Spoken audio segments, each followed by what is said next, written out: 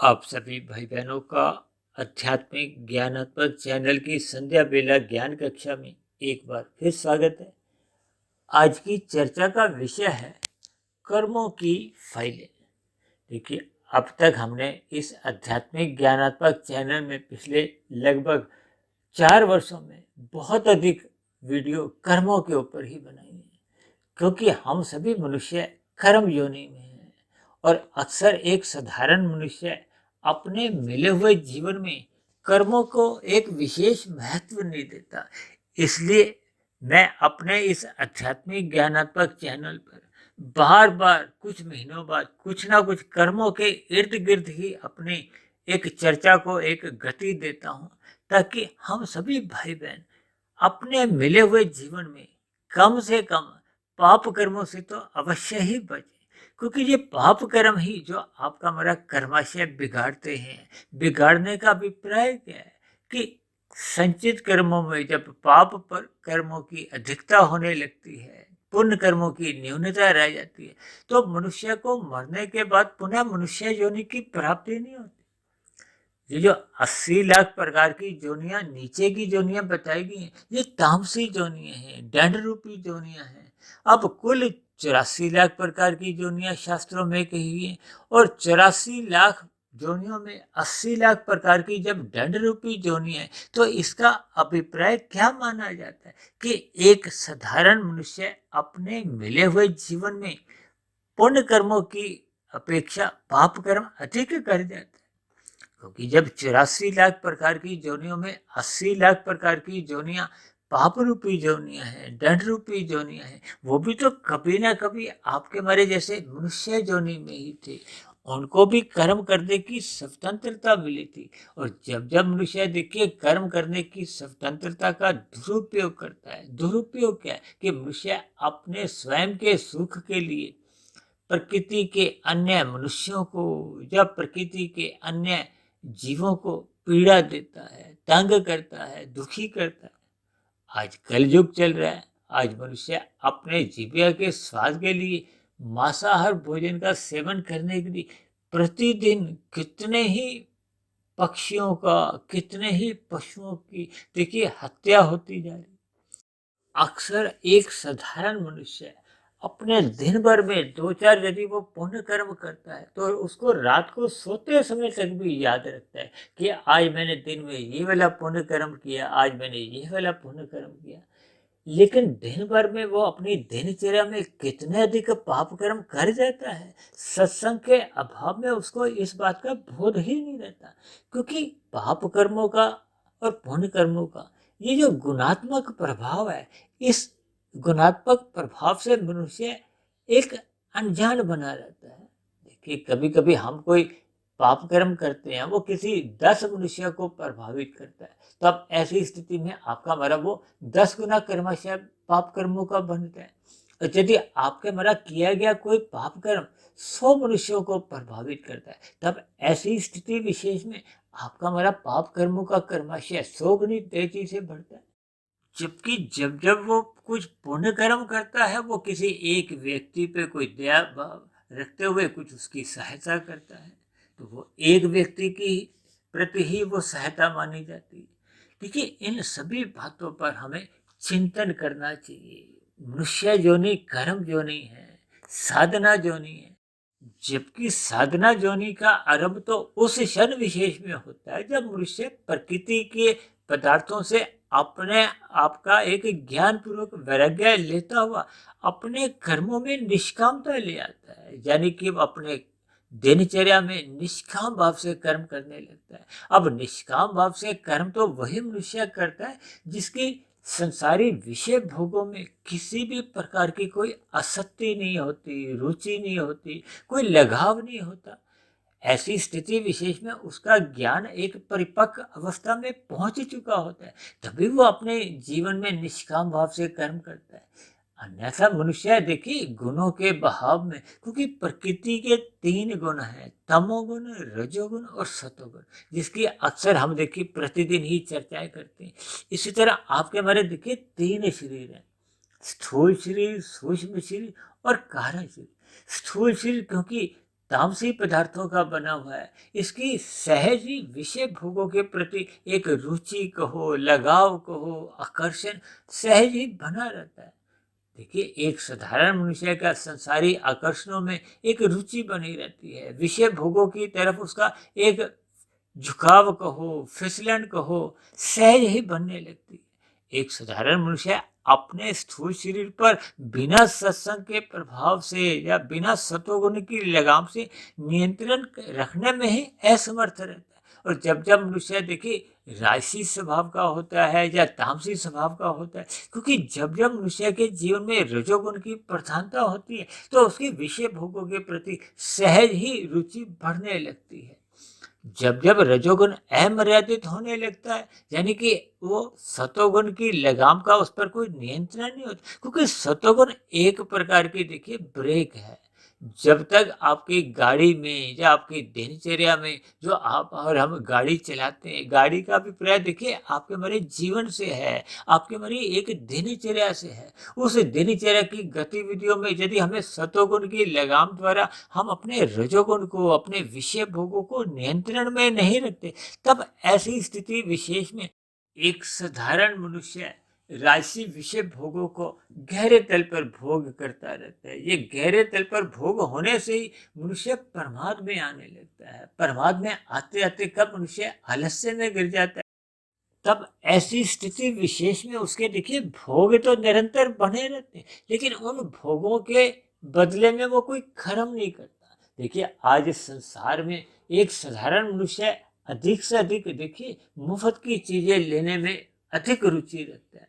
अब देखिए, जब मनुष्य मुफ्त में कोई चीज का उपयोग करता है, चाहे वो प्रकृति के देखिए कोई भी पदार्थ हम भोग करते हैं, ऐसा शास्त्रों में कहा गया है कि कोई भी चीज देखिए आपको हमें प्रकृति में मुफ्त में नहीं मिलती। मुफ्त में मिलने का अभिप्राय है कि बिना श्रम के हमें पदार्थों का मिलना, क्योंकि कर्म फल सिद्धांत में पहले शब्द क्या आता है? कर्म, फिर बाद में आता है फल, यानी कि पहले कर्म करना होता है। अब ऐसी स्थिति विशेष में जब मनुष्य देखिए कर्म करता नहीं और फलों का भोग निरंतर बढ़ाए रखता है, तब ऐसी स्थिति विशेष में उसके कर्मों की जो एक संख्या है या एक खाता है, वो निम्न श्रेणी में पहुंच जाता है। न्यून श्रेणी में पहुंचने पर वो एक ऐसी स्थिति पहुंच जाती है कि जब उसके कर्मों का स्वयं का खाता समाप्त हो जाता है, तब ऐसी स्थिति विशेष में वो अन्य मनुष्यों के फलों को छीनता है या अपने मिले हुए जीवन में विभिन्न प्रकार के अनीतिगत कार्य करने लगता है।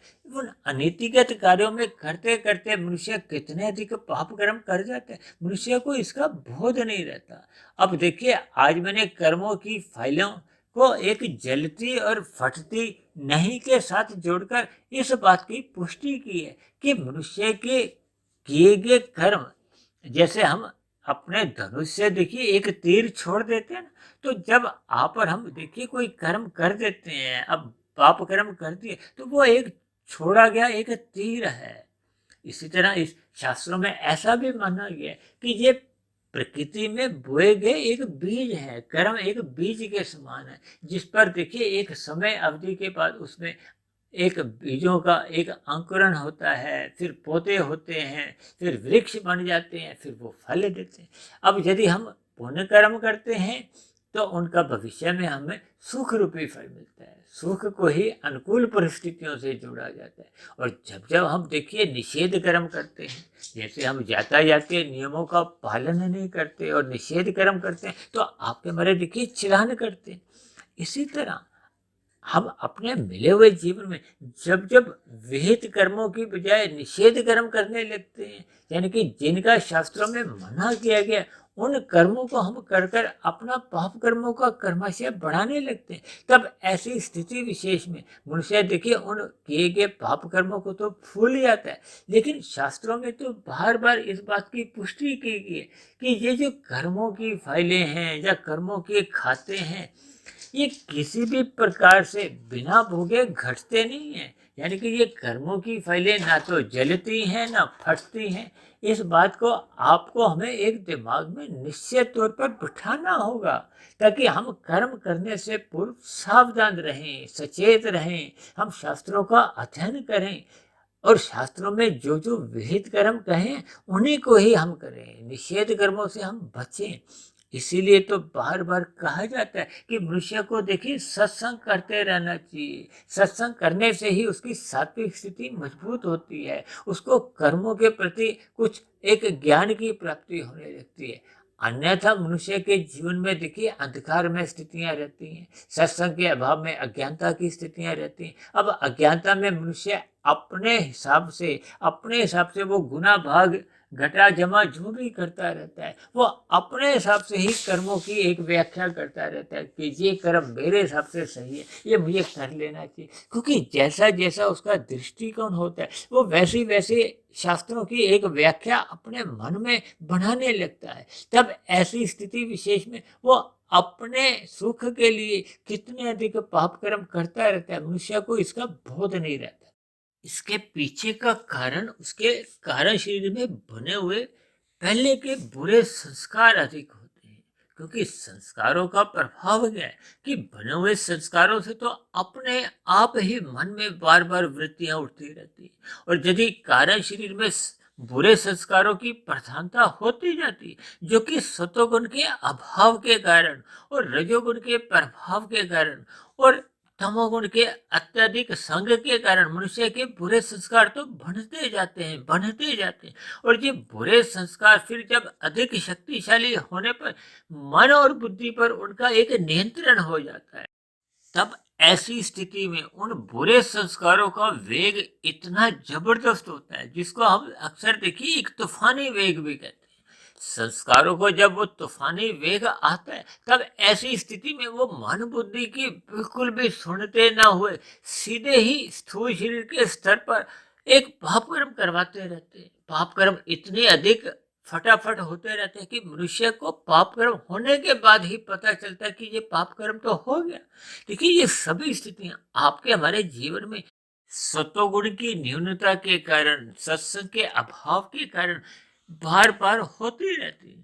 जबकि शास्त्रों में तो कहा गया है कि कारण शरीर में जैसे जैसे संस्कार होते हैं, उन संस्कारों से मन बुद्धि में फुरने उठते हैं। उन फुरनों से फिर वो स्थूल शरीर की कर्मेंद्रियों को एक दिशा निर्देश दिए जाते हैं कर्म करने के लिए, या ज्ञानेंद्रियों द्वारा उन 5 भोग्य विषयों का भोग भोगा जाता है। ये एक साधारण परिस्थितियां होती हैं। लेकिन जब जब बुरे संस्कारों का एक बहुमत हो जाता है कारण शरीर में, यानी कि आपका हमारा स्वभाव राजसी या तामसी बन जाता है, जब जब देखिए तामसी स्वभाव बढ़ जाता है, तब ऐसी स्थिति में मन बुद्धि में वो कब फुरने उठते हैं, वो इतनी जल्दी से उठते हैं कि मनुष्य से देखिए अपराध करवा लेते हैं। ये जो संसार में जो हत्या जैसे अपराध हैं, बलात्कार जैसी जो एक अपराध है, इन सभी स्थितियों में देखिए मन बुद्धि को सोचने का समय ही नहीं मिलता। ये सभी स्थितियां अपने आप इतनी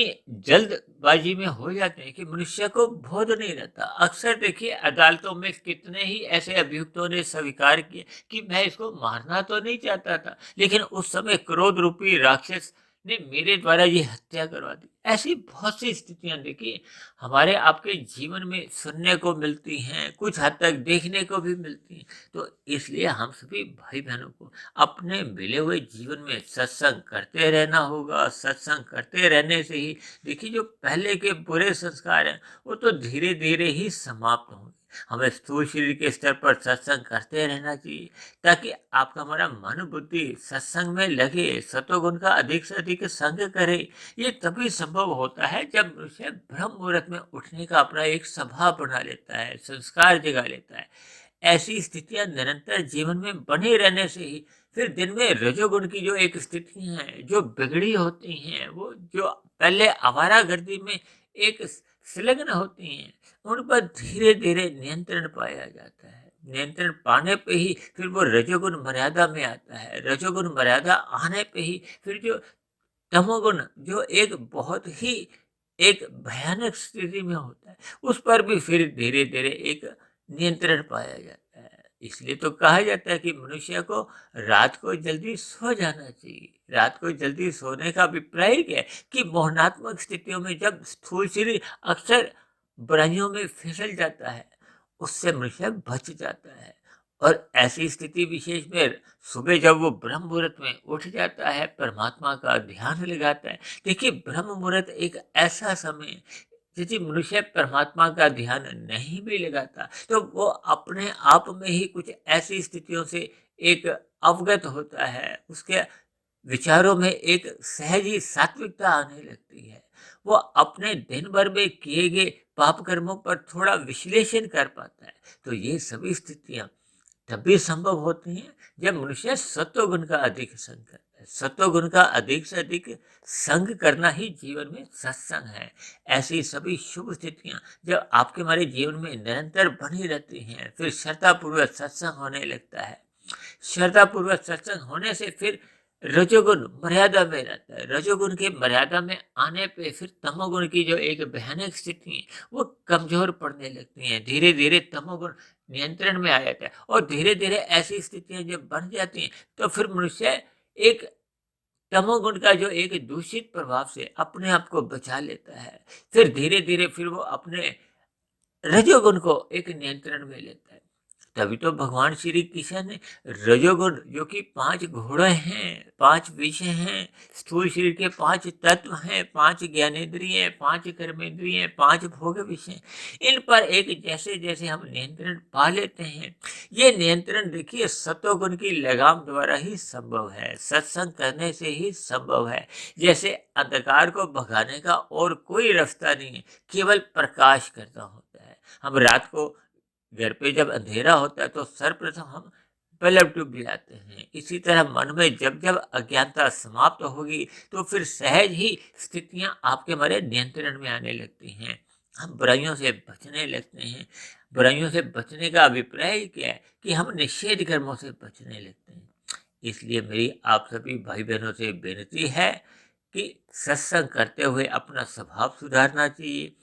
और जैसे जैसे देखिए आपका हमारा स्वभाव सुधरने लगता है, शुभ संस्कार बनने लगते हैं, तब ऐसी स्थिति विशेष में देखिए परमात्मा की एक विशेष कृपा बनी रहती है कि वो पहले के जो बने हुए जो एक पाप कर्मों की जो फाइलें हैं, देखिए वो जल तो सकती नहीं, फट भी नहीं सकती। तब ऐसी स्थितियों में उन पाप कर्मों का जो हमें दुख रूपी परिणाम आता है प्रतिकूल परिस्थितियों के रूप में, वो जो नए उसके जो शुभ संस्कार होते हैं वो उसको थोड़ा थोड़ा प्रभावहीन करते रहते हैं। प्रभावहीन करने का अभिप्राय, क्योंकि कर्माशय में वही फल अपना पूर्ण प्रभाव दिखा पाते हैं जिनसे संबंधित वो संस्कार बने होते हैं। यदि पाप कर्मों के देखिए बुरे संस्कार हमने साधना करते करते दग्ध भी कर दिए, तब ऐसी स्थिति विशेष में वो जो पहले के किए गए पाप कर्मों का वो दुख रूपी जो प्रभाव होता है वो कमजोर पड़ने लगता है। अक्सर मैं एक उदाहरण से समझाता हूँ ना कि पहले के किए गए पाप कर्मों का जो एक परिणाम है, जब परिस्थिति है,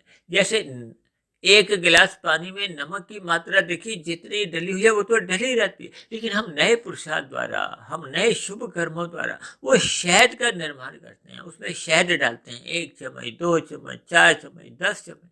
तब ऐसी स्थिति विशेष में वो जो पहले का 1 चम्मच का जो नमक की मात्रा है वो कमजोर पड़ने लगती है। अब देखिए मात्रा रूप में तो देखिए पाप कर्मों की फैले जली भी नहीं, फटी भी नहीं, क्योंकि संभव ही नहीं है।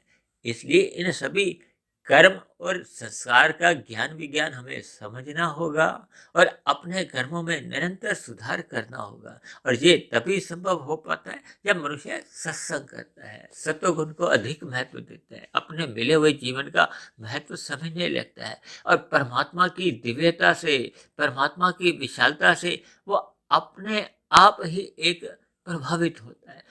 तो ऐसी सभी शुभ स्थितियां हम सभी भाई बहनों के जीवन में भी बने, ताकि हम नई फाइलें जो एक पाप कर्मों की है उन पर किसी भी प्रकार से हम संलग्न नहीं हो, हम पाप कर्मों से सहज ही बचे रहे।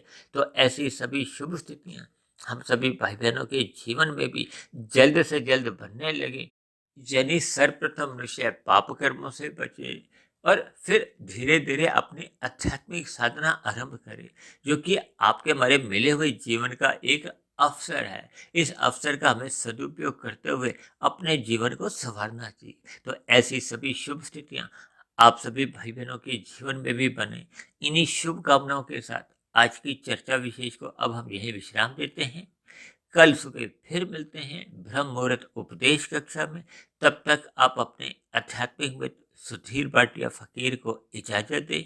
आप सभी भाई बहनों को बहुत बहुत शुभ रात्रि और सुबह ब्रह्म मुहूर्त में उठने के लिए मेरी ओर से आप सभी भाई बहनों को बहुत बहुत शुभकामनाएं।